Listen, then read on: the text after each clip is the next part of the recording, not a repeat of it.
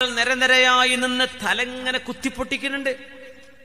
കുത്തി കുത്തി കുത്തി ആ തല ചിന്നിച്ചിതറി. കുറച്ചു നേരം അവർ തളർന്ന് വീഴുന്നു. പിന്നെ ആ തല ഇങ്ങനെ പൂർവ്വരൂപത്തിലേക്ക് വരുന്നു. വീണ്ടും അവര് മൂർച്ചയുള്ള കല്ലുകളിൽ ചെന്ന് തല കൊണ്ട് അവരെന്നെ ഇടിക്കുകയാണ്. അവര് തന്നെ തല്ലി പൊളിക്കുകയാണ് തല.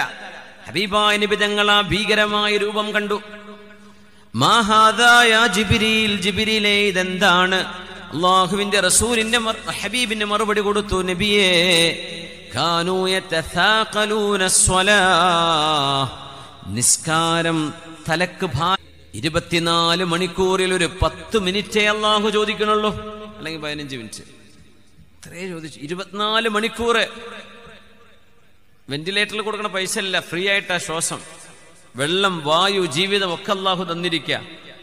5-10 മിനിറ്റ് അള്ളാഹ്ക്ക് വേണ്ടി ഈ 24 മണിക്കൂർ എന്നൊരു 10-15 മിനിറ്റ് അള്ളാഹ്ക്ക് കൊടുക്കാൻ ഭാരമായിരുന്നു.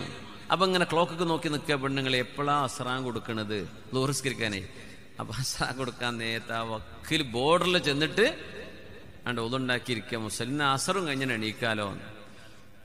ചിലത് പിന്നെ മാര്യമായിട്ട് രാത്രിയെ പിന്നെ എല്ലാം കൂടെ കള്ളാ കൂട്ടല്.